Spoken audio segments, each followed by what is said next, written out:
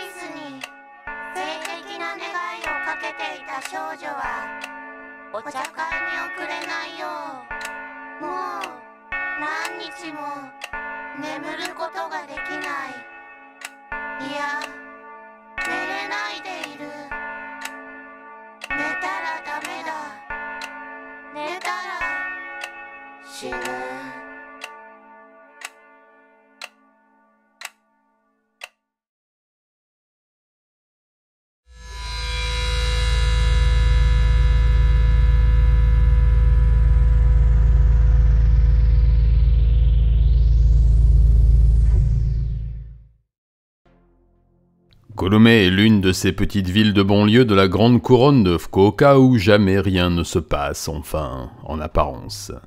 Derrière les murs des bars du quartier de la gare, que je connais bien pour y avoir traîné mes guêtres à une époque pas si lointaine, les piou-piou des forces d'autodéfense y dépensent leur solde en alcool, un peu trop jeune, et en femmes à la vertu négociable qui le sont un peu moins. Au détour des quartiers résidentiels, des panneaux à vocation historique vous rappellent que l'endroit a compté dans l'histoire du pays et que la présence de cette base militaire qui fait vivre une bonne partie de la ville n'est pas arrivée là par hasard.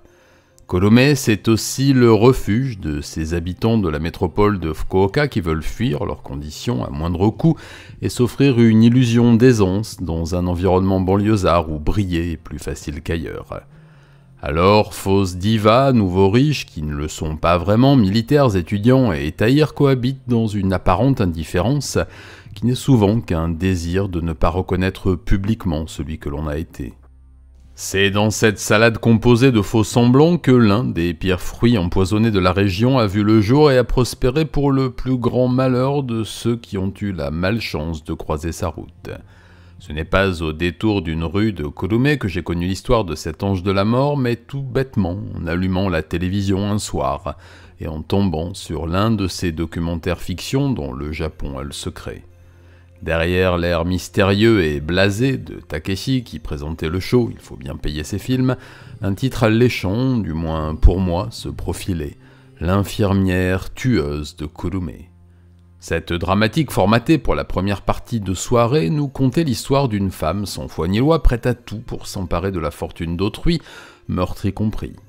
L'exercice télévisuel obligeant à l'anonymisation des noms des protagonistes, il fut donc de mon ressort d'aller creuser un peu dans les archives de presse et grand bien m'en prit, la fiction étant bien en dessous de la réalité dans le cas qui nous occupe. Alors, chers amis, laissez-moi vous raconter l'histoire de Yoshida Junko, infirmière tueuse et manipulatrice de génie au service du mal. Yoshida Junko est née le 10 juillet 1959 à Fukuoka dans une famille de petits commerçants gérants d'une supérette de quartier, de cette classe moyenne laborieuse qui ne parvient pas à s'extraire de sa condition et voue son existence au labeur. Fille unique, elle sera choyée par des parents déjà âgés à sa naissance. Sa mère avait 41 ans lorsqu'elle tomba enceinte de Junko et élevée en enfant roi, obtenant tout ce qu'elle pouvait demander, même les choses les plus folles. Enfant précoce et intelligente, elle entrera en primaire avec un an d'avance et se bâtira vite une légende autour de sa famille. Scolarisée assez loin de chez elle, personne ne connaissait ses parents et elle se présentait comme la riche héritière d'un empire commercial de luxe, venue habiter dans cette grise province pour fuir les envieux et se protéger des kidnappings. Bien sûr, elle arrivait chaque matin en train, ce qui n'était pas forcément l'apanage des filles de milliardaires, mais elle portait un uniforme fait sur mesure, des chaussures de couturier et un sac de marque obtenu auprès de ses parents, contre un peu d'amour filial. Elle déroula sa scolarité primaire à grands coups de mensonges et d'amis imaginaires s'inventant des oncles politiciens, amis de l'empereur, des tantes mannequins aux États-Unis et j'en passe et des moins vrais. D'un aplomb hors du commun et douée d'une force de persuasion incroyable, elle se fit petit à petit une cour qui ne cherchait même pas à savoir si tout ce qu'elle disait était vrai, et se contentait de la suivre et de boire ses paroles. Bien sûr, elle trouva vite les moyens de tirer profit de ses talents et les cadeaux ne tardèrent pas à pleuvoir. Le père d'une amie allait perdre son emploi. Qu'à cela ne tienne, moyennant un petit billet, elle en parlait à son cousin, qui est ami bien sûr avec le patron du dit papa. Le camarade de classe payait, alors Junko et la bonne amie en parlaient à son ami imaginaire. Comme il arrivait parfois que le parent en question ne soit finalement pas renvoyé, l'entourloupe se poursuivait. En cas d'échec, pas de problème, Junko avait toujours une salade à servir et au pire, jouait de la crainte qu'elle commençait à inspirer à ses amis. Elle passera sa scolarité comme une petite reine locale, apprenant aussi, et dès le collège, à jouer avec ses charmes pour s'entourer de garçons protecteurs prêts à tout pour entrer dans ses bonnes grâces. Au lycée, elle rencontrera Tsutsumi Miyuki, une jeune fille timide, fine et plutôt jolie qui était fascinée par la figure exubérante et inquiétante de Junko. Les deux deviendront amis et Miyuki sera vite happée par la personnalité de la reine des abeilles, rentrant presque à son service, du moins obéissant à toutes ses demandes. Jalouse des traits et du physique de Miyuki, Junko, qui n'était pas ce que l'on pouvait appeler une belle fille et complexée sur son visage, notamment large et aux mâchoires carrées, obligeait son amie à ne pas se maquiller, à s'habiller simplement et à rester constamment derrière elle, au sens propre comme au sens figuré. Lorsqu'en dernière année de lycée, un garçon très populaire tomba amoureux de Miyuki, sa soi-disant amie fit son possible pour dégoûter le garçon en question de sortir avec elle, et elle se débrouilla pour se retrouver dans son lit, jetant son dévolu sur le malheureux en lui faisant croire qu'elle était enceinte. Ce fils de bonne famille dut annoncer la fausse nouvelle à ses parents qui, pour éviter le scandale et la ruine de leur fils, accepta le mariage et dota le jeune couple généreusement. Les épousailles passées, Junko s'inscrivit à l'école d'infirmière avec Miyuki, simula une fausse couche et commença son travail de succion sur la fortune de sa belle famille, bien décidée à enfin vivre la vie luxueuse qu'elle s'inventait jusqu'alors. Pendant ses études d'infirmière, elle renforcera son emprise sur Miyuki et deviendra amie avec deux autres étudiantes chez qui elle décelait un potentiel de manipulation conséquent, Ishii Hitomi et Ikegami Kazuko. Profitant du mieux possible des largesses de son riche mari, Junko essayait aussi de placer ses amis avec de bons partis, médecins ou professeurs, sans doute avec une idée derrière la tête et en tout cas la ferme intention de tirer profit financier de la moindre opportunité. Côté foyer, Yoshida n'était pas ce que l'on peut appeler une épouse modèle, menteuse et manipulatrice avec son époux comme avec les autres. Elle s'inventa une maladie au traitement très coûteux et invoqua la mauvaise fortune de sa mère, veuve depuis peu, et qui n'aurait pas pu hériter de son défunt mari. Alors, bonne pâte et sous l'emprise totale de sa moitié, il payait toujours plus et Junko dépensait encore et encore. Bijoux, vêtements de couturier, sac à main de grande marque et week-end en amoureux dans des hôtels de luxe avec ses amants. Bientôt, l'argent de son mari ne suffira plus, alors elle contractera des emprunts utilisant les papiers de son époux et imitant sa signature. Elle passera 2 ans à dépenser sans compter, souscrivant à des crédits consommation jusqu'à avoir épuisé tous les organismes disponibles au Japon. Lorsque toutes les possibilités furent épuisées, elle s'arrangera pour hypothéquer la maison et la part de propriété familiale de son mari, mais oubliera de rembourser les emprunts, préférant dépenser cette somme astronomique en diamants et pierres précieuses. En 1989, Yoshida Junko se retrouva acculé, les créanciers commençant à contacter son mari pour rembourser les sommes dues, soit 30 millions de yens, 195 000 euros d'aujourd'hui, mais environ 300 000 euros en valeur équivalente de cette époque. Il découvrira l'hypothèque et les fausses signatures, Mais là encore, grâce à sa force de persuasion et une histoire dramatique bien ficelée à base de mère malade, il passera l'éponge et lui demandera juste de trouver un travail pour aider au remboursement. Sans autre choix que celui d'obtempérer, elle trouvera un emploi à l'hôpital de Kurume dans la banlieue de Fukuoka où elle retrouvera son amie Miyuki de qui elle s'était un peu éloignée pendant sa période de folie dépensière. Les deux amis reprirent très vite leur relation de dominé-dominante et se confièrent sur leurs problèmes de vie et de couple. Là, Yoshida montait sur toute la ligne et s'inventait encore une vie incroyable. Tsutsumi racontait les difficultés de son quotidien avec un mari violent et indifférent ouvrant son cœur à celle qu'elle pensait être son amie. C'est à ce moment-là que Yoshida Junko créa deux personnages imaginaires qui allaient l'aider à accomplir ses funestes desseins, Ida Kasue et Furubayashi Tamae, respectivement grands professeurs de médecine et amis du Premier ministre et commissaires de police rattachés au ministère. Voyant le profit qu'elle pourrait potentiellement tirer de la situation de son amie, elle lui proposera de l'aider à se séparer de l'époux indésirable en appuyant bien sur le fait d'exiger des réparations maximales pour le préjudice subi et, bien sûr, de demander l'attribution des biens du ménage. Pour ce faire, elle pouvait compter sur l'appui du mystérieux Furubayashi, policier proche du gouvernement et grand ami de Junko à qui il devait des services pour des raisons sur lesquelles elle gardait le mystère théâtralement. Elle indiqua à son ami comment repérer les signes éventuels de tromperie, les gestes déplacés qui pourraient être utiles au procès, et lui conseilla de commencer à ponctionner de l'argent sur le compte commun pour se faire un pactole de guerre et préparer son départ. Pendant cette amorce de manœuvre machiavélique, les choses allèrent de mal en pis dans le couple de Yoshida lorsque le mari, déjà plumé par sa femme, découvrit que cette dernière la trompait allègrement et se payait des week-ends de luxe avec l'argent du ménage. Il n'en fallut pas plus pour que le mari bafoué parte habiter chez sa mère, laissant Junko seule et presque sans un sou. Mais c'était sans compter sur sa roublardise et elle rebondit bien vite. Jouant sur les deux tableaux, elle commença à appeler Miyuki et son mari en se faisant passer pour le mystérieux Furubayashi, changeant sa voix avec talent et racontant qu'il avait des informations très compromettantes sur l'un ou l'autre, les poussant à se séparer au plus vite avant que des problèmes judiciaires graves n'entrent en jeu. La mentalité japonaise aidant, les deux parties se cachèrent encore plus de choses et Junko put apprécier les résultats de son travail lors de ses conversations avec son ami. Simulant la générosité sans condition d'une véritable amie, elle lui proposa de venir habiter chez elle et de quitter son époux nuitamment en n'oubliant pas d'emmener ses cartes de crédit et le liquide caché dans la maison. Les semaines qui suivirent furent mises à profit par la manipulatrice pour renforcer le sentiment de peur de Miyuki et multiplier les faux appels du policier fictif qui prétendait maintenant que sa vie était en danger. Se voulant rassurante, elle promit à son amie qu'avec elle et ses protections haut placées, elle ne risquait rien tant qu'elle restait à ses côtés.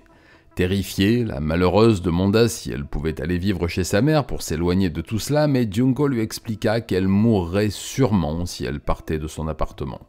Sa proie sécurisée à domicile, Junko se servit et vola l'une des cartes de crédit de Miyuki, reprenant ses achats compulsifs et luxueux. Lorsque cette dernière se rendit compte de l'activité inquiétante sur son compte, elle en parla à son amie, la voleuse donc, qui la dissuada de porter plainte disant que son bon ami policier avait découvert que ce n'était autre que le beau-frère de Miyuki qui avait volé la carte, et que l'homme étant en réalité très dangereux, dans la réalité alternative de la mythomane bien sûr, il valait mieux laisser la police s'en charger en secret. Elle put donc finir de vider le compte en toute impunité. Voyant que ce stratagème fonctionnait plutôt bien, elle continua sur sa lancée et fit appeler le faux policier pour salir toute la famille Tsutsumi, coupant petit à petit Miyuki des siens, sûre qu'elle était que sa vie était en danger et que Junko était sa seule planche de salut. Fin 1993, elle vivait sous la coupe de son ami, ne sortant que pour aller au travail et confiant tout son argent à celle qui était censée la protéger. Pour la garder sous contrôle, elle lui faisait prendre des antidépresseurs et la gavait de somnifères chaque soir, se protégeant ainsi contre toute initiative personnelle. En 1994, Yoshida prépara un nouveau plan maléfique qui devait lui aussi fonctionner. Elle surdosa les barbituriques de Miyuki et lui en administra une dose liquide supplémentaire lorsque celle-ci fut endormie, puis elle disposa des tubes de médicaments vides autour d'elle et appela les urgences pour signaler une tentative de S de sa colocatrice. Lorsqu'elle se réveilla à l'hôpital, Junko lui expliqua que son bon ami, le professeur Ida, avait tout arrangé et que cette tentative avait été consignée comme un accident, la protégeant d'une enquête interne, de la réputation terrible que cela pourrait lui valoir et, bien sûr, des représailles possibles de son horrible famille qui voudrait sûrement la faire interner. Affaiblie et encore plus conditionnée par son ami, Miyuki rentra à la maison, redevable à vie envers ce médecin imaginaire qu'elle n'allait pas tarder à rembourser grassement. Dans le feu de l'action, Junko en profita pour monter une nouvelle histoire rocambolesque dans laquelle le bon docteur Ida était menacé par une patiente ingrate qui en voulait à sa vie, lui expliquant qu'elle devait le mettre en sécurité et que cela coûterait de l'argent, beaucoup d'argent. Alors Miyuki contracta une nouvelle carte de crédit qu'elle confia à son ami pour tirer le brave homme imaginaire de ce mauvais pas. Elle l'utilisa et l'usa jusqu'à la corde, ponctionnant tout ce qu'il était possible de prendre, soit 3 millions de yens, environ 20 000 € d'aujourd'hui. Totalement sous emprise, la malheureuse victime ne se rendit compte de rien. Junko jetait tous les courriers de la banque et gobait quotidiennement la bouillie fictionnelle de Junko en pleine opération de sauvetage de son bienfaiteur. Mais très vite, l'argent vint à nouveau à manquer, alors il fallut trouver un nouveau stratagème encore plus astucieux et infernal. Profitant d'un moment de déprime de son ami, elle augmenta encore les doses de barbiturique et lors d'une journée de travail à l'hôpital, allongea Miyuki dans un lit normalement réservé aux patients. Elle prit des clichés avec un appareil photo jetable, puis le lendemain appela la mère de Miyuki pour lui annoncer que sa fille avait eu un grave accident et était hospitalisée. Bien sûr, les frais étaient très élevés et Madame Tsutsumi devait envoyer de l'argent au plus vite. Elle envoya les photos et une facture à en-tête de l'hôpital qu'elle avait subtilisée dans les bureaux et quelques jours plus tard recevait 5,5 millions de yens, environ 37 000 € de la pauvre mère éplorée. Ruinée, elle finit par contacter sa fille pour avoir des nouvelles et lui faire part de sa situation, mais là encore, Yoshida Junko avait préparé le terrain. Utilisant à nouveau ses amis imaginaires, elle avait raconté à son ami que sa mère était en danger de mort vu sa proximité avec elle et donc du professeur Ida et que son ami policier, le fameux Furubayashi, allait la protéger comme on le fait avec les témoins dans certains programmes. Bien sûr, tout cela avait un coût et il allait falloir que Miyuki accepte de passer outre ses principes pour la bonne cause et accepte d'aider Junko à trouver de l'argent par des moyens pas très légaux. Mais pour cela, elle avait aussi une couverture. Selon elle, toutes les actions illégales à venir allaient être couvertes par le service de protection des témoins et le tout-puissant Furubayashi qui faisait la pluie et le beau temps au ministère. Le duo infernal était donc prêt à passer à l'action. En juin 1994, Yoshida, qui s'était rapproché d'une ancienne camarade d'école d'infirmière, Ishii Hitomi, apprit que cette dernière venait de vendre son appartement suite à sa séparation avec son mari. Profitant de la détresse de ce moment délicat qu'est une rupture, elle commença son travail de manipulation inventant des menaces possibles venant de son futur ex-mari. Très vite, les amis haut placés et imaginaires entrèrent en jeu et elle lui décrivit une situation des plus délicates dont elle seule pourrait la libérer. Miyuki, se faisant passer pour un agent d'affaires qui avait traité la vente de l'appartement, appela Ishii pour lui annoncer qu'elle allait devoir payer une énorme dette que son mari avait contractée en secret et que l'argent de la vente ne lui reviendrait pas. Bien sûr, elle avait une solution pour remédier à cela et elle se fit verser la somme entière, soit 7,5 millions de yens, environ 50 000 €, en lui promettant qu'elle serait conservée en attendant la résolution de cette mystérieuse dette par la police, en l'occurrence le mystérieux super commissaire Furubayashi. L'argent reçu, elle le donna à Junko qui avait promis de l'utiliser pour sa mère et la protection de leur bienfaiteur. Bien entendu, elle n'en fit rien et reprit les dépenses de plus belle. Ce faisant, elle avait aussi renoué avec une ancienne élève infirmière, Ikegami Kazuko, qu'elle avait toujours détestée car ne se laissant pas manipuler très facilement et ayant plus de succès qu'elle avec les garçons. Son défi fut alors de l'entraîner dans son sillage et d'enfin l'avoir sous sa coupe pour se venger de cette frustration, et si elle pouvait détruire son mariage au passage, qui semblait si heureux, pourquoi pas. En février 1996, lorsque cette dernière reprit le travail à l'hôpital de Kolomé après la naissance de son troisième enfant, Yoshida l'entreprit un peu chaque jour, feignant d'avoir oublié les années estudiantines. Petit à petit, elle lui parla de ses amis haut placés, de renseignements qu'elle pouvait avoir sur tout un chacun, et semaine après semaine commença à insuffler le doute à Ikegami quant à la fidélité et à l'honnêteté de son mari. Sa complice, Miyoki, toujours persuadée d'agir pour le bien de tous, commença à téléphoner au mari, puis à la femme, se faisant passer tantôt pour la police, tantôt pour des voyous qui voulaient récupérer une hypothétique dette de famille. Là encore, la manipulatrice de génie réussit son coup et la pauvre femme, paniquée par ce qui se passait, commença à payer Yoshida pour que ses amis imaginaires résolvent ses dramatiques problèmes. En un an, elle réussira à lui soutirer 28 millions de yens, soit environ 200 000 €. Ce coup fumant réussi, Junko chargea ses amis et victimes d'espionner chaque collègue et de lui rapporter le moindre manquement au règlement ou à la loi, afin d'en avertir les autorités, car selon elle, elle aurait eu vent par son ami politicien d'agissements étranges au sein de l'hôpital de Kolomé. Tout cela, bien entendu, pour le bien commun et une enquête en haut lieu. En mars 1997, comme cela arrive parfois, un patient âgé décéda. Ikegami, en bonne espionne de Yoshida, lui avait rapporté qu'une jeune infirmière était chargée du patient en question en soins de nuit et sortait parfois fumer une cigarette pendant son service. Il était donc possible que ce décès lui soit imputable. Il n'en fallut pas plus à la maîtresse chanteuse pour coincer la jeune femme et lui servir sa soupe amère. Elle avait soi-disant des preuves contre elle, mais pouvait la sauver de la prison si elle payait un ami à elle, un professeur de médecine, pour étouffer l'affaire. Sinon, l'histoire irait à la police. Là encore, la jeune infirmière paya 5 millions de yens, environ 33 000 €, et Junko put assouvir ses envies de dépenses folles une fois encore. Mais l'affaire était remontée aux oreilles les plus haut placées et Yoshida fut convoquée par sa direction à qui elle ne put pas servir ses histoires habituelles. Elle fut confrontée à la jeune infirmière et au conseil de discipline de l'hôpital et ne dut son salut qu'à la noirceur de son regard lorsqu'elle regardait celle qui l'avait dénoncée.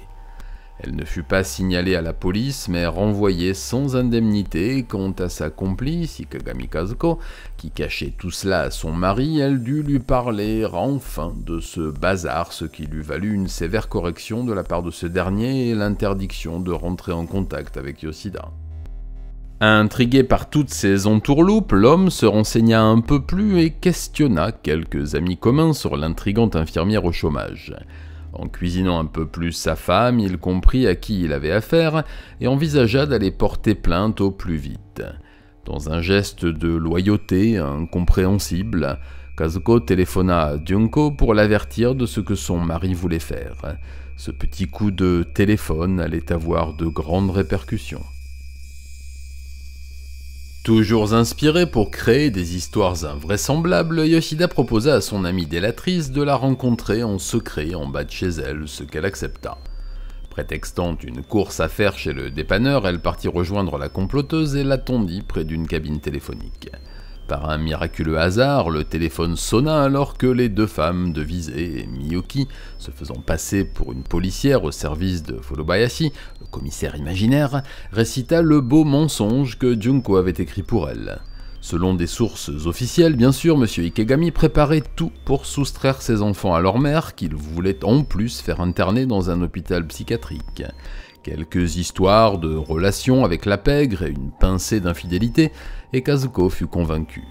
Elle donna alors les consignes à la malheureuse. Empêcher à tout prix son mari d'aller à la police et se préparer sans doute à le neutraliser. De retour chez elle, elle servit l'histoire à l'époux incrédule qui ne goba que la moitié des excuses. Pour faire vite, Yoshida avait de gros problèmes de famille, mais n'était pas une mauvaise fille, mais accepta de suspendre son jugement en attendant d'autres preuves et d'aller voir les autorités à ce moment-là. Le lendemain, les 3 femmes se retrouvèrent dans un café et Yoshida exposa son plan. Monsieur Ikegami menaçait tout le monde. C'était une crapule infidèle et froide, alors la solution s'imposait d'elle-même, le tuer.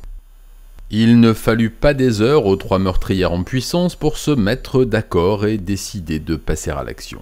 Comme infirmière, elle connaissait bien les médications et la chimie et savait ce qui pourrait passer pour un accident sans crainte de se faire prendre.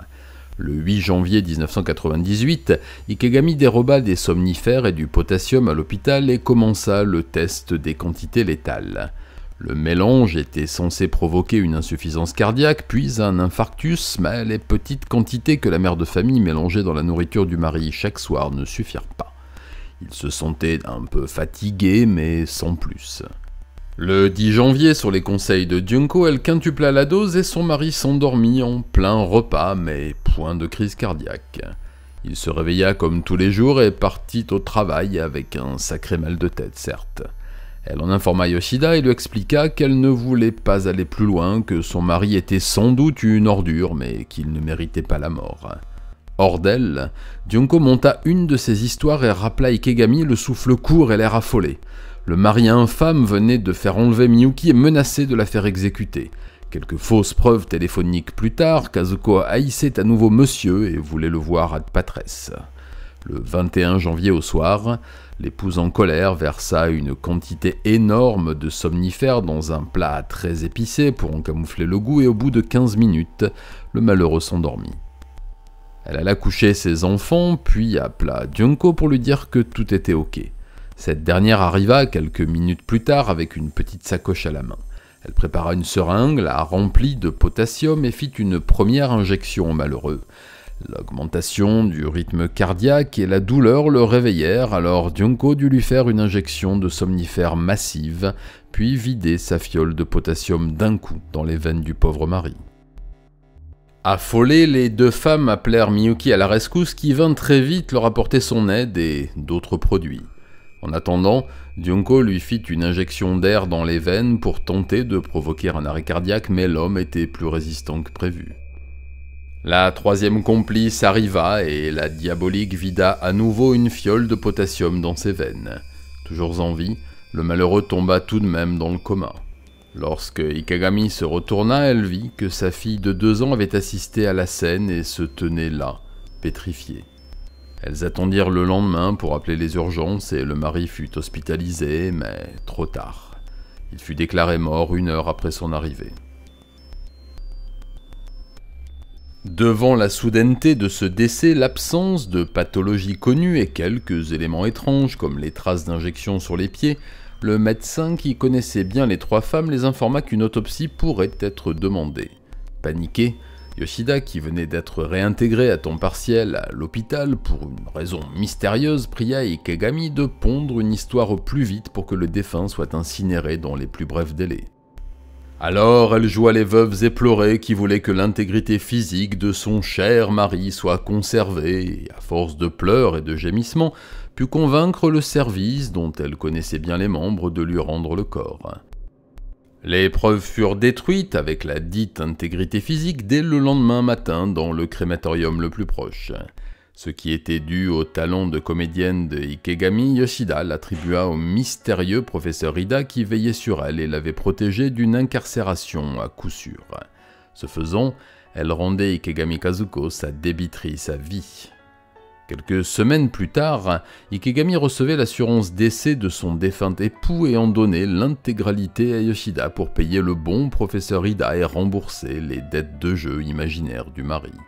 Apprenant que sa société allait payer pour les funérailles, Yoshida se débrouilla pour que la veuve encaisse l'argent de la crémation en liquide et bien sûr le lui prit pour payer les services occultes du commissaire Furubayashi. Il en fut de même lorsque les parents du défunt décédèrent à leur tour quelques mois plus tard, à quelques semaines d'intervalle, sans fortune mais avec un peu de bien. Ils léguèrent une petite somme à leur belle-fille et mère de leurs petits-enfants, que la succube en blouse blanche s'empressa de s'approprier pour ses propres œuvres. Au total, Yoshida aura réussi à soutirer 54,5 millions de yens, environ 355 000 € d'aujourd'hui, à Ikegami sur une période de quelques semaines. En tant que veuve d'un homme travaillant pour une compagnie privée, mais sous mandat de l'État, Kazuko commença à toucher une pension confortable dès la fin de l'année 1998, vous pouvez maintenant vous en douter. Yoshida inventa de toutes pièces une enquête au plus haut niveau sur la mort du mari et demanda la reversion de la pension à son seul profit, pour s'occuper de son ami bien sûr, mais aussi pour rincer le fameux commissaire qui devait s'occuper de tout cela et clore l'enquête au plus vite. Si elle avait pu jouer la partition Ikegami comme une virtuose, sans mettre plein les poches tout en se vengeant de celle qui fut sa rivale, il lui restait encore une partie à jouer, celle de son amie Hitomi, séparée d'avec son mari grâce à elle, mais pas encore divorcée. L'homme, plutôt riche, intéressait Junko au plus haut point, pas pour le mettre dans son lit, non, plutôt pour l'envoyer 6 pieds sous terre et se baigner dans son argent. Si ça avait marché une fois, pourquoi ne pas continuer ? En février 1999, Junko avait resserré les liens avec Ishii et tenait sous coupe réglée Tsutsumi et Ikegami. Elle travaillait d'arrache-pied sur le décès du prochain et faisait en sorte de faire passer ça pour un acte normal et légitime auprès de ses amis. Pour ce faire, elle inventa à nouveau des histoires abracadabrantes de complots et de machinations dans les plus hautes sphères, mais aussi de plans de meurtre de M. Ishii contre sa future ex-épouse pour ne pas avoir à payer de pension alimentaire. Pour ce faire, elle la persuada de se rapprocher de lui, comme pour tenter une réconciliation. Encore amoureux de sa femme, l'homme accepta et Hitomi se réinstalla dans le foyer conjugal. Le 26 mars 1999, ici encore, vous vous en doutez, cela ne durera pas. Le 27 mars au soir, Hitomi prépara un curry à son mari et le servit généreusement en whisky Nikka fourré au somnifère toute la soirée. Vers 22h, le pauvre homme s'endormit groggy et l'épouse meurtrière en puissance appela ses 3 amis cachés à proximité du logement. Vers 23h, les 4 femmes étaient prêtes à passer à l'action, entourant le corps assoupi de Ishii. Junko versa du whisky dans une grande seringue, puis enfonça un tuyau dans la gorge de la victime. Elle vida plusieurs grandes seringues d'alcool directement dans l'estomac de l'homme jusqu'à ce que la bouteille soit vide, puis Ikegami lui fit une intraveineuse d'air. Au petit matin, son cœur s'arrêta et l'épouse, faussement éplorée, appela les urgences. Les équipes tentèrent de le ranimer, mais il fut déclaré mort à son arrivée à l'hôpital. Pendant que Hitomi faisait les papiers légaux, Junko, elle, vidait les tiroirs, prenant en Linkan le cachet personnel et les livrets de banque du défunt. Les tenant toutes les 3 par l'intimidation, le chantage et le mensonge, Yoshida Junko pouvait maintenant faire ses 4 volontés et étendre son pouvoir sur la famille des unes et des autres sans vergogne. En février 2000, la maléfique eut vent d'une mystérieuse assurance-vie à plusieurs millions qu'aurait souscrit la mère de Miyuki et se pencha sérieusement sur la question. Prêchant le faux pour savoir le vrai auprès de la vieille dame, elle en eut confirmation et se dit qu'il était fort dommage que tout ce bel argent aille à quelqu'un d'autre qu'elle. Alors, reprenant du service, elle monta une histoire et réussit à convaincre Ishii Hitomi de la dangerosité que constituait la vieille femme, soi-disant au courant de leur meurtre et prête à aller les balancer à la police. Sous couvert d'une opération spéciale dans laquelle elle serait impliquée et couverte par les plus hautes autorités, elle attaqua le travail de persuasion et remit au goût du jour sa vieille marotte tuer la mère de Miyuki. Elle passa quelques semaines à distiller ses mensonges et ses faux appels à Hitomi et Kazuko et le 29 mai, toutes 3 étaient prêtes à passer à l'action. La vieille femme était diabétique et Junko le savait, alors elle s'était procuré des seringues auto-injectables d'insuline à l'hôpital et en avait donné 3 à Hitomi qui devait rendre visite à la dame et les lui injecter lorsqu'elle aurait le dos tourné. Junko avait pris soin d'appeler la mère plusieurs fois, se faisant passer pour la directrice d'une agence de détectives privés sous mandat de police et lui avait annoncé la visite d'une enquêtrice dans le cadre d'une affaire d'assurance qui la concernait. C'est donc ici la fameuse inspectrice qui fut chargée de la sale besogne. Elle sonna à la porte de la vieille dame qui la reçut et lui offrit du thé. Elle lui présenta des papiers que Yoshida avait imprimés avec la fausse en-tête de l'agence de détective et lorsque la vieille dame lut le document en question, bondit derrière elle et lui vida une seringue d'insuline dans le cou. Quelques minutes plus tard, la victime tomba dans un coma diabétique mais ici fut prise de remords et n'appela pas Junko mais son amie Miyuki pour tout lui avouer. La mère fut hospitalisée et c'est Miyuki elle-même qui s'occupa d'elle, la sauvant in extremis de la mort. Lorsque Yoshida apprit cela, elle se mit dans une colère homérique et convoqua les 3 traîtresses. Tant c'est d'importance, elles furent aussi obligées de payer une forte somme à Junko pour ne pas qu'elle les dénonce à son amie imaginaire, affirmant toujours qu'elle avait toutes les preuves contre elle. Dans les jours qui suivirent, Junko visita la malade pour lui apporter tout son soutien et lui servir quelques mensonges pour arrondir les angles. Miyuki fit de même, inventant quelques histoires à propos de son ami qui avait voulu lui faire une injection de produits miracles pour la soulager, n'avait pas osé lui demander, enfin, une grosse histoire impossible que la vieille dame affaiblie goba comme un cachet d'aspirine. En janvier 2001, Yoshida Junko acheta le dernier étage d'un immeuble de luxe de Kurume et s'y fit aménager un splendide appartement avec terrasse sur les toits, assez grand pour accueillir ses 3 esclaves qu'elle tenait sous sa coupe de terreur, leur faisant même payer un loyer avec leur salaire d'infirmière. Elle se remit vite à parler de l'assurance vie de la mère de Miyuki et remit aussi sur le tapis l'élimination de cette dernière par d'autres moyens. Les amies, bien que terrifiées par leur maîtresse, se montrèrent plutôt réticentes, alors elle dut sortir l'arme ultime, le chantage à la prison, voire l'élimination. Selon elle, le fameux commissaire Furubayashi aurait toutes les preuves contre elle et serait prêt à tout balancer à son grand chef, c'est-à-dire le ministre, si elle n'exécutait pas la maman pour lui très vite. Sur sa lancée, elle demanda aux 3 femmes de l'appeler Madame et de s'incliner devant elle lorsqu'elle la croisait. Voyant qu'elle refusait toujours de s'exécuter et d'éliminer la dame, elle demanda à Ishii de vendre la maison et le terrain de ses parents pour payer M. Furubayashi et éviter la prison ou la balle dans la nuque. Elle se rendit donc chez ses parents dans la ville d'Okawa et leur parla de ses problèmes avec la police, des conspirations diverses et des menaces qui pesaient sur eux s'ils ne rentraient pas dans la danse. Moins crédules que leur fille, ils demandèrent à l'oncle de Ishii d'en parler à un ami policier et de se renseigner sur ce fameux commissaire superintendant Furubayashi. Le policier en question, ne trouvant aucun nom de ce genre dans l'organigramme des services, commença une petite enquête et prit des renseignements sur les amis avec qui Hitomi vivait depuis quelque temps. Cette dernière, inquiétée par la tournure des événements, partit de l'appartement et trouva refuge chez l'oncle suspicieux en attendant mieux. Folle de rage et très inquiète pour la première fois, Yoshida commença une campagne d'intimidation envers son ex-ami et écrivit des lettres de menaces signées Furubayashi, les déposant chaque soir sur son pare-brise. Elle creva les pneus de sa voiture à plusieurs reprises et raya sa carrosserie avec un tournevis pour lui faire passer le message.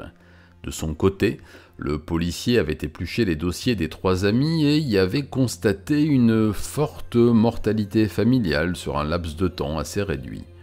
En enquêtant un peu sur Yoshida, il apprit l'affaire du chantage à l'erreur médicale à l'hôpital de Kurume et fit auditionner quelques personnes par ses services. Ici Hitomi, n'y tenant plus, avoua tout à son oncle et sonna ainsi la fin du règne de la maléfique Junko. Le 17 avril 2002, Yoshida Junko fut arrêté pour chantage et extorsion de fonds sur son ancienne collègue infirmière. Le lendemain, ce fut Tsutsumi Miyuki qui fut arrêté pour complicité dans cette affaire et le surlendemain, Ikegami Kazuko que la police soupçonnait d'être le corbeau responsable des lettres de menace. La police rouvrit les dossiers et les femmes passèrent à table. En mars 2004, lorsque le procès s'ouvrit, il n'y eut que 3 accusés dans le box, Ikegami Kazuko étant décédé d'un cancer de l'utérus en détention.